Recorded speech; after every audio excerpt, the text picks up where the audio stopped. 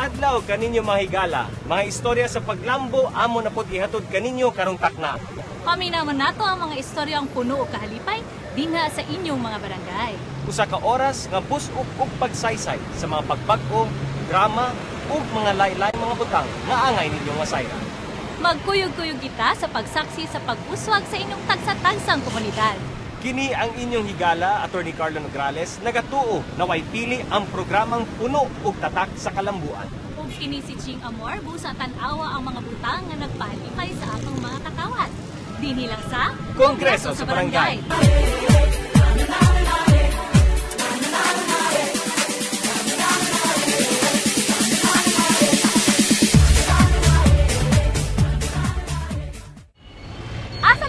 Mapadpad ang Kongreso sa Barangay karong simana. Ilibuta sa atong higalang si Paul John sa barangay iyang natauhan. Asa kini, tutok na. Ako si Paul John Miladona og 19 na katuig na nagpuyo din sa barangay 34-D.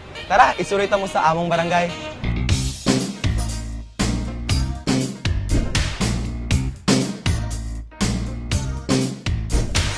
Dinhi sa progresibo nga barangay 34D, nataw og midako si Paul John. But going back 50 years ago, kinsang magdahom nga ang kanhing kalasangan nga puno og sagbot karon usa na sa mga sentro sa komersyo sa atong dakbayan. Sa kataghanan, mas ilado ang barangay sa ngalan sa mga dalan nga hain may dako nga bahin sa taas nga kasaysayan sa atong dakbayan. Mao kini ang sikat nga dalang Claro M. Recto o mas nailan sa tawag nga Claveria. Una pa man misulpot ang mga dagko nga malls dinhi sa Davao City, ang dalang Claveria ang usa sa mga ginadumog sa mga tawo kaniadto. Kaniadto ginadayo ang Claveria tungod sa mga sikat nga sinihan dinhi sa among dapit. Apan karon, lugar na kini sa mga naglaring nga bangko susama niini. Dili mo lang pa sa 15 hektarya ang kalapad sa barangay. Commercial ang dako nga bahin niini. Og sakto si Paul John. Di na gayon maihap ang mga bangkong naglaray dinhi sa ilang lugar.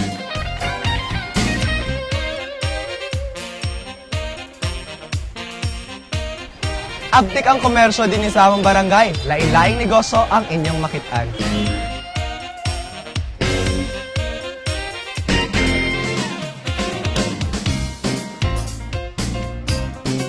Layo na ang naabot sa 34D sukad kini na proklama nga barangay kaniadtong 1974. Sa pagkakaron, adunay kapin 1,000 o 4 kagatos nga mga lumulupyo ang barangay.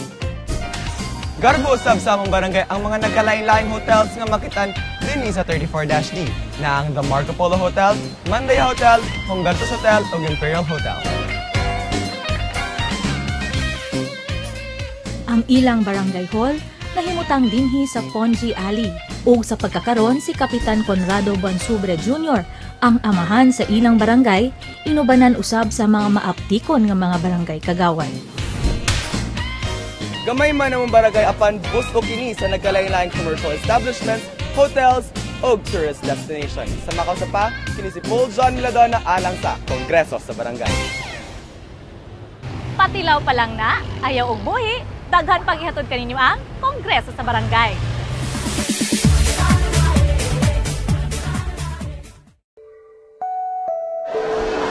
Maayong adlaw and welcome sa sanapod ka episode sa atong programang Tatak K. Karong adlaw atong i-feature ang libreng Operation Tuli Medical Mission and Free Legal Clinic kagipaygayon dinhi sa Barangay Bukana ug Barangay 37-D. Kining mga proyekto sakop lang gihapon sa Oplan Kalusugan Program ni Speaker Prospero Boy Nograles. Sa may resulti nimo nga naka-avail ka ni. Ay nagpasalamat kayo kay libre man. Salamat kay ming tanag dako nga niya kan mi karon naka-avail gyud sa ilang mga tambal o Operation Tuli. Daghan kayo ang nakadawat sa mga tambal nga ilang ipanghatag. Ug kami nagapasalamat sa mga volunteer doctors and nurses nato sa Davao Medical Center, Davao Doctors, Broken Chair College, STI College of Nursing, sa PNP Regional Office ug sa Eastern Mindanao Command. Ug mga kato naglakop sa atong programa, kini si Attorney Carlo Nograles, magkita-kita na punta sunod semana dinhi lang sa Tatak K. Ako i-greet si akong tatay, akong nanay, akong maigsoon. Mga papa, mama, mga kaumayan. Hello sa mga taga Davao Doc, lang. Ang mga friends na ko dito, mga CI. tuli, paibot og ngipon, apila pa ang septic tank ng barangay. Ngano happy man sila, aniya na ang okay ka.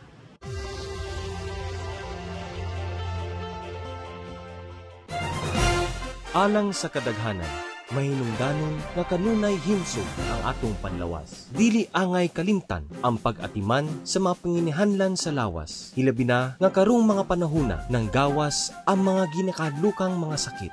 Sa pagduaw namo dinhi sa Barangay 34-D, usa ka panagtapok sa mga lumulupyo ang among naabtan. Mga bata, babayi, laki, mga inahan, tanan giantos ang paghulat aron lang makadawat og libreng pag-alimang medikal. Tukma ang among pagsulong sa barangay. Kay mismo karong adlaw gipahigayon ang usa ka libreng medical, dental ug operation tuli alang sa mga residente dinhi sa Barangay 34-D. So sa karon nakita namo for the last 2 years nakita namo gani gwapo gid kay among naging kuan mo. Naging medical mission ang tungod kay complete mis tambal. Complete mis tambal in a sense nga murag pwede gina mo invite pa mi og basin kinsa mo pasok sa mo ang barangay para magpa-check up. Kay sa tambal manggod, wala may problema tungod suportado mi ni Tony Calonales. Wala nagpaulahi ang mga inahan aron magpa-check up ug mahatagan og tambal o kundili kaha vitamin ang ilang mga anak. Apil usab sa milinya adunay ginabati nga dili maayo sa ilang panlawas sama sa ubo, sipon ug hilanat. Na ako karon din kay nagpa-check up, nagpa-dental check up ko tungod kay wa jud may kwarta ba niya may mandiri free man ang check up. Dako kay ni nakatabang sa kuha. Gidumog pod ang among panagtapok sa mga lumulupyong gustong magpaibot sa ilang daot nga mga ngipon. Sa kamahal sa singlunon karon, kung ikaw moduol sa usa ka dentista, daghan sa ato mahigala ang ginaantos na lang ang pagngutngot sa ilang mga ngipon. Ug karon, usa ka dakong higayon nga sila libre nga matagan og dental check-up. Ug tungod summer man, panahon usab karon sa pagpatuli ang katumanan nga dapat agian sa mga matagbatang lalaki. Ihatod na nga libre sa mga lingkuranan ang atong mga gagmay nga higala. Naghulat nga matawag ang ilang mga ngalan. Adunay nakulbaan, adunay usab dili kahulat. Ako dahil si Junjun Bunsobre. Nagpuyo ko diri sa Claveria para gani di na ko sabayan og pisot kay sige man sila panaway og pisot sa ako. Ang nahitabong medical mission gipaluyuhan sa kapitan sa Barangay 34-D na walay lain kundili ang atong suod nga higala, Kapitan Conrado Bunsobre, ug kini dili pud matuman kung wala ang pagtagad sa opisina ni Speaker Boy Nograles. Maunang walay laing nalitok ang atong mga higala human mi-avail sa maong medical mission kundili. Magpasalamat ko kay Kapitan o Attorney Nograles. Kanang dako jud kay ko pasalamat sa iya ha. Kay kung dili tungod kani dili walay maglain kong mahangyo ag tabang kundi siya lang. Pasalamat ko kay Attorney Carlo na nagpatuli ko na libre. Ug una kami mibiya sa barangay, among gihapitan ang kanunay nga ginapanghambog ni Kapitan Bunsobre ang ilang septic tank ng barangay.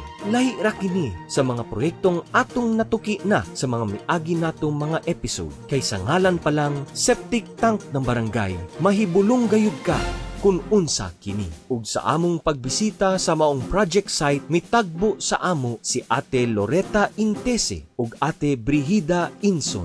Ug sa amo ilang gisaysay ngano adunay septic tank ang barangay. Kaning nag-overflow na among mga CR. Nya labi na gyud og panahon mag-ulan. Nya baho kaayo. So naningkamot mi ani nga unsaon namo pagsulbad sa among problema. Kada mag-ulan, gawas jud ang iyahang kanang hugaw.